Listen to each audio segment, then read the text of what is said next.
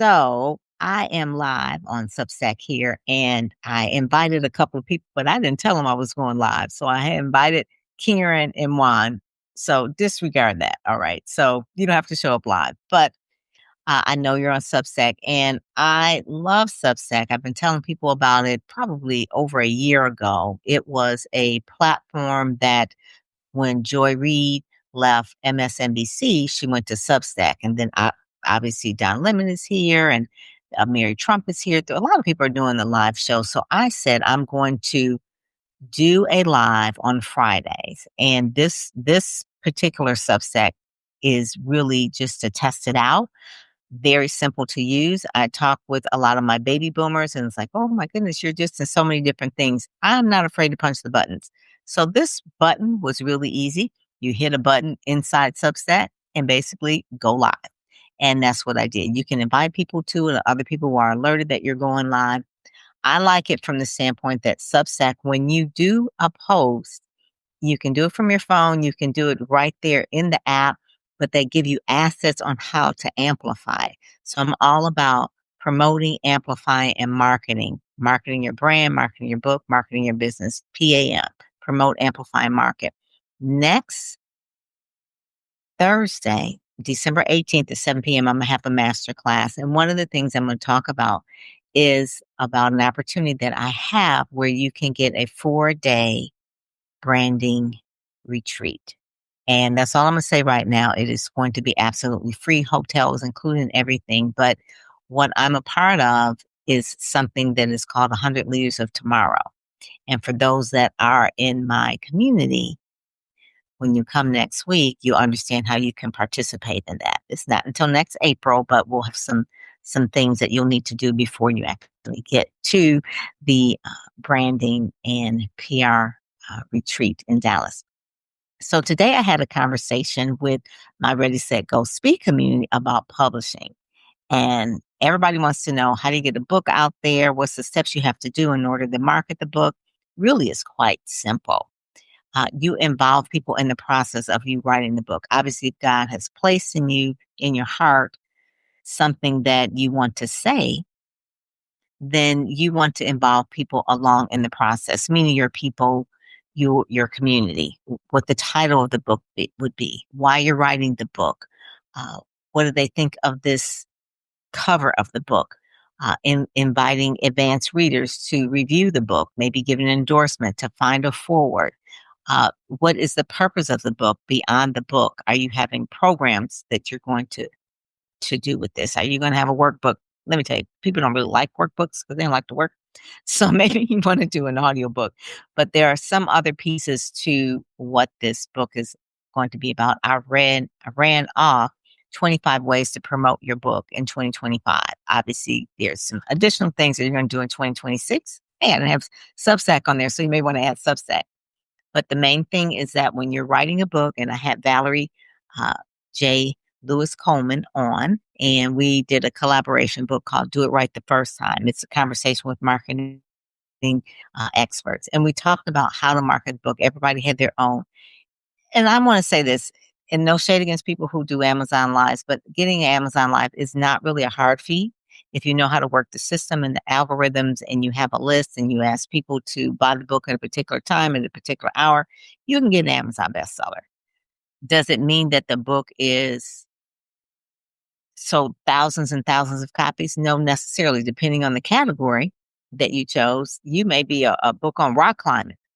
All right. You are number one Amazon bestseller in that category because there's not a lot of books on rock climbing. I'm just saying, just that sort of thing. You don't want to put it in an extraneous kind of, but if you're in another category like leadership or Christian inspirational writing or inspirational writing, that category is a little bit broader. It would be harder to kind of rig that.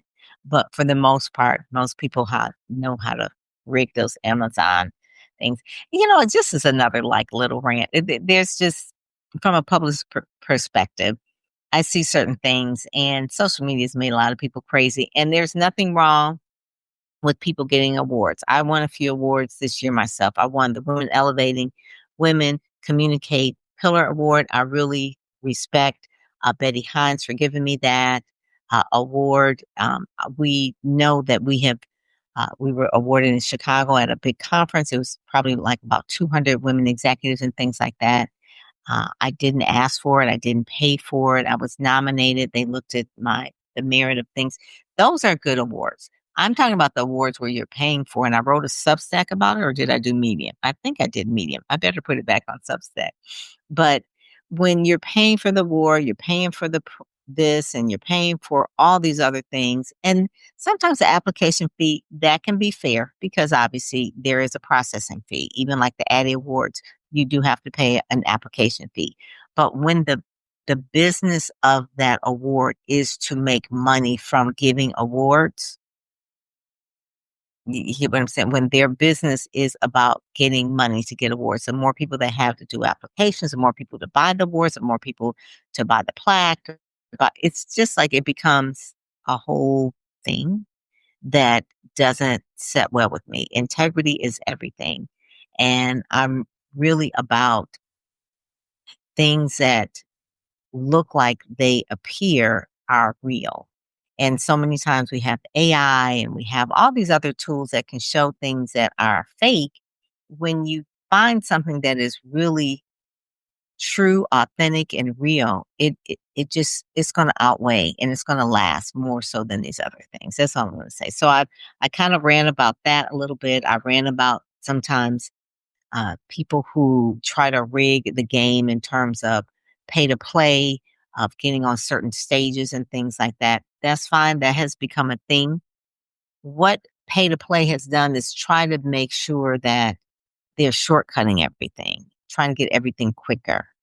If they could buy let's just say I want to write for Forbes. Okay. Forbes is a well known name. You want to write for them. They have a program where you can write for Forbes and you be part of their council. They have to select you, but you do have to pay. And it's like that with everything. It's like that in, some podcasts, magazines, newspapers is pay to play. You call them editorials and things like that. And that's fine. What I have a problem is when people thinking that they're trying to fool other people that that was quote unquote earned media when it wasn't. It was paid. It looks like it's editorial, but it's really advertising. That's why we call it advertorial. You'll find that television stations sometimes they'll have like lifestyle segments where people are paying for a seat. I found out just recently, not too long ago, that on some late night talk shows, they pay for seats there. Saturday Night Live, they pay for seats sometimes for the entertainment section. Hey, people are just doing what they have to do, right? When we were doing Facebook ads, Instagram ads, it used to be things were organic, but I guess people are impatient. They don't want organic. They don't want to spend the time. They want someone to do it fast with a magic wand or either I throw cash at it. So whoever has the most cash to throw at something, that's the person that gets seen the fastest or first because they threw cash at it. Sometimes it's a little bit. It's almost like someone who is in a contest and the person who paid for the votes wins. But everybody else in the contest couldn't win because they didn't have enough money. So those are the kind of things that I'm talking about in terms of what really gets under my skin when people try to shortcut or shortchange the process, because there is learning in the process that you can't really get any other way by just really doing what you need to do in order to be the expert that you are and paying to play quickly. Whether you're, and I'm not saying you can pay for a coach and the coach will teach you, but if you're paying for someone to just put you up there on the stage, on the magazine, in the this and that, and you're just paying and paying to be on a seat on a board. It's basically sometimes it's called bribes. Uh, that is it. And if you know anything about me, one of my favorite things that I love to do is to really study and understand motivations of people. And so when I'm online, I'm looking at different things, I'm thinking like, what are they really trying to do? I look at the motives of it. And one of the things that I'm involved in is a program that the motive of this is so good and so needed, meaning it's helping Compassion International. They're helping children who are in poverty, people who don't have running water, food, heat, those kind of things. And so we're doing a program where we're sponsoring children. And people can do whatever they want with the money. They can spend it on however. But I think when you're taking money that you have accumulated and you're trying to help someone else, I think you'll always have more. I think that's how God kind of intended it for you to really be a blessing to other people. You're blessed to be a blessing. You've heard that before. So anyway, so that particular program is put together, the 100 Leaders of Tomorrow. I'll be talking about that next Thursday. And then also too, I talked to another colleague of mine and in the media, and we were talking about how most people think they're more ready than they are. And it looks easy. A lot of things look a lot easier than they really are until you get involved in it. Or people say, I want to be in media. I want to get out there. I want to get known. But there are certain steps that you have to follow. And most people think hey, I got a brand. I'll ask 100 people, like, do you think your brand is whatever? And yeah, my brand is great.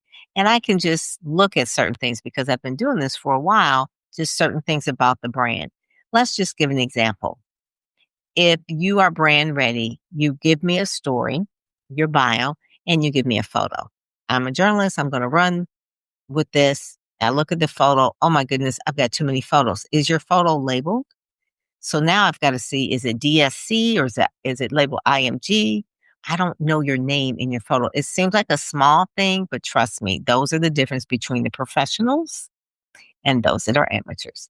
Also, to your email will tell me a lot about you, whether I'm going to be my first name at pamperrypr.com or is I'm going to be Pam at Yahoo or God forbid AOL.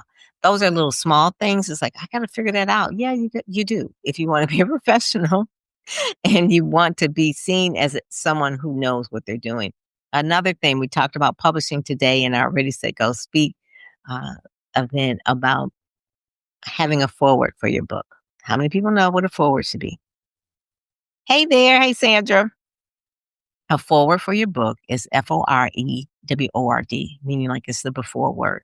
I will scream in a store, literally, sometimes Barnes and Noble, when I see forward on a self-published book, you know it's self-published because a real publisher wouldn't do that. It's FOWARD. It's the forward. I'm like, oh my goodness, really? No one caught that.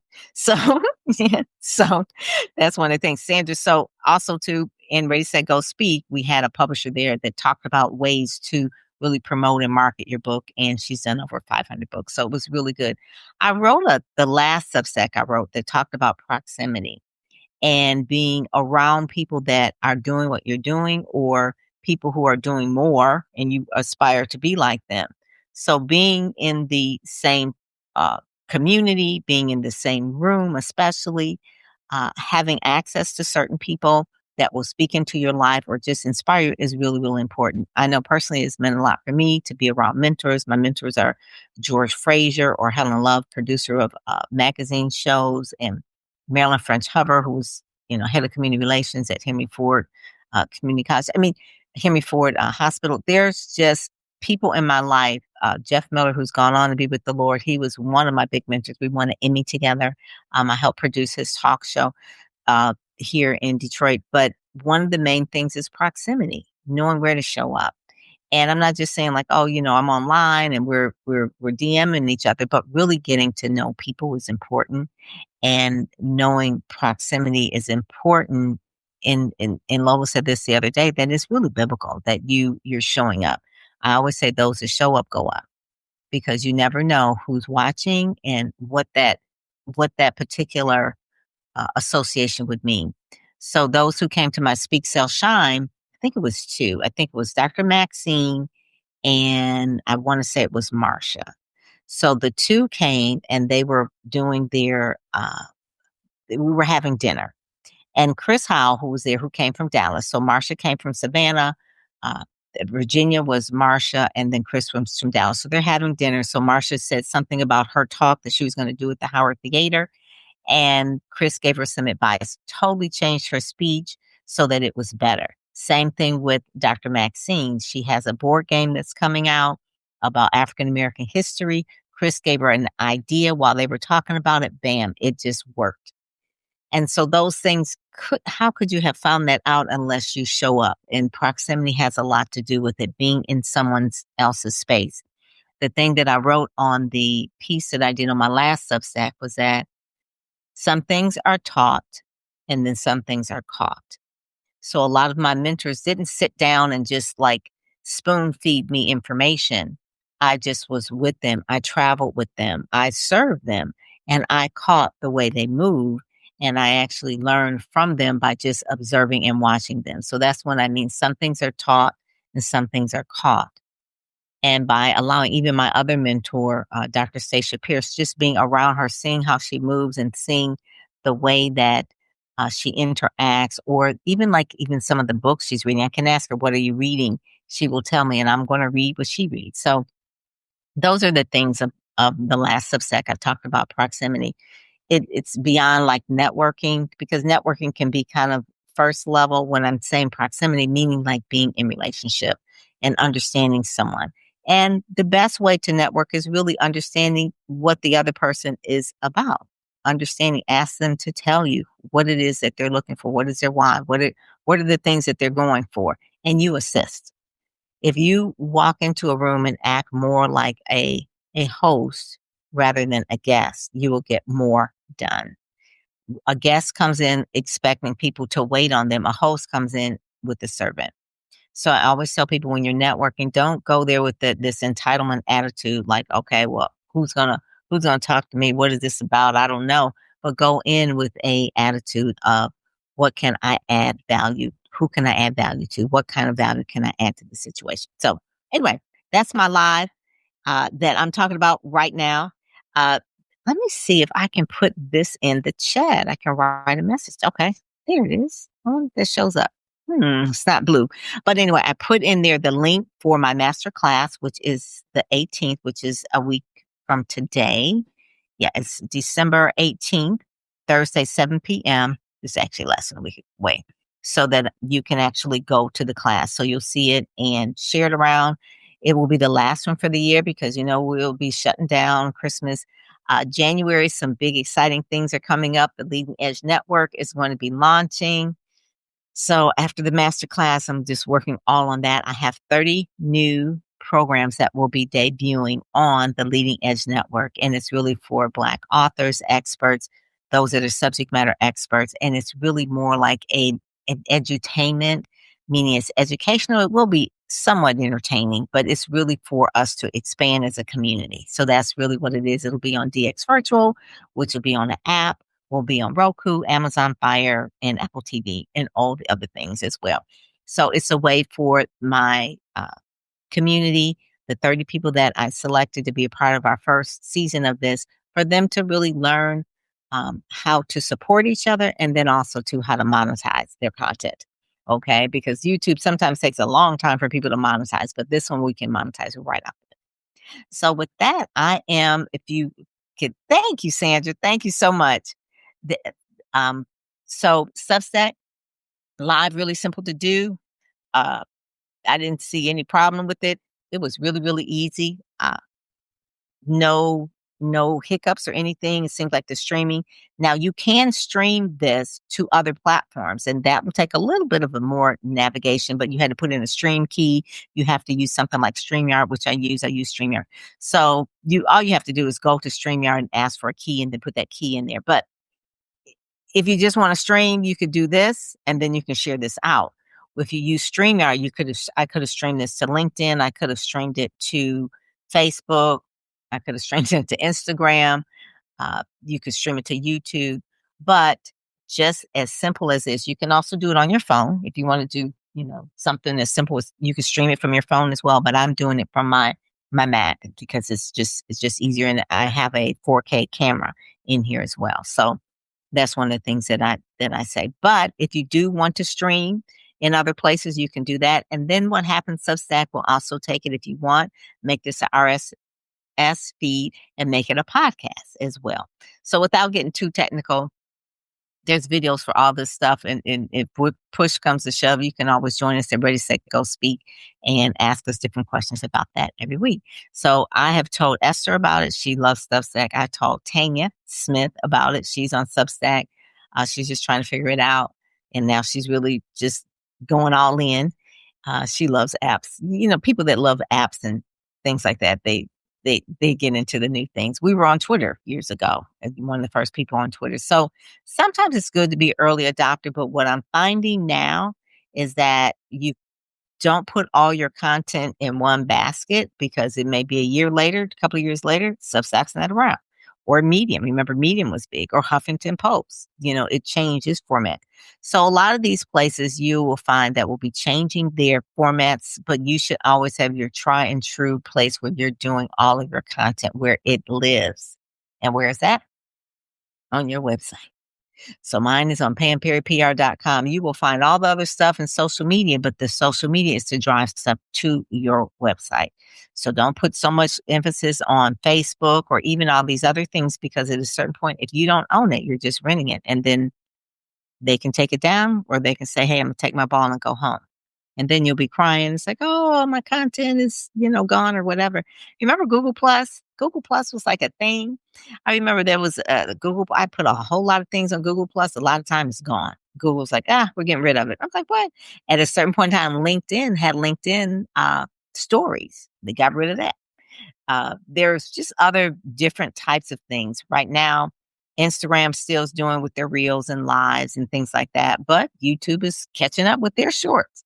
So Google owns YouTube. I would say if there were some main places to really put my content right now, it would always be using LinkedIn. It's really kind of like the grown folks Facebook. I would say YouTube, especially if you're a speaker. And then I would find another type of video platform, whether it's a TikTok or a Substack Live, but video is going to be the main thing that you use. You notice I didn't say Facebook or Instagram. I have a certain feeling about Meta sometimes. So, you know, that's just me. But use another platform with video, even if you're using your podcast and you have your own, whether you're doing Libsyn or Blueberry as your host, but that video, then you use it and you can put it on Apple Podcasts, and Apple Podcasts has it so that it's video as well. So video is what I'm saying is like where it's going to be in 2026, but I'll talk about my predictions for 2026 in my live masterclass that I'm doing next week. This was not a live masterclass. This was just kind of like me just riffing and just letting you know what's going to be happening. And just to say hello and to test this out, just how easy it was. Hey, Felicia Renee, I saw you there. I saw you there. That is good. It was good seeing you in Arizona. I know you are enjoying Arizona, but I got the heater on going over here and the fireplace over there. Okay. It's that cold. The heater and the fireplace. So it's crazy. So with that, I'm going to end this live and I will talk with you guys later. Have a good weekend. Okay. I'm going to try and do a little Friday jump in, kind of a friendly Friday type of a talk. Okay. Alrighty.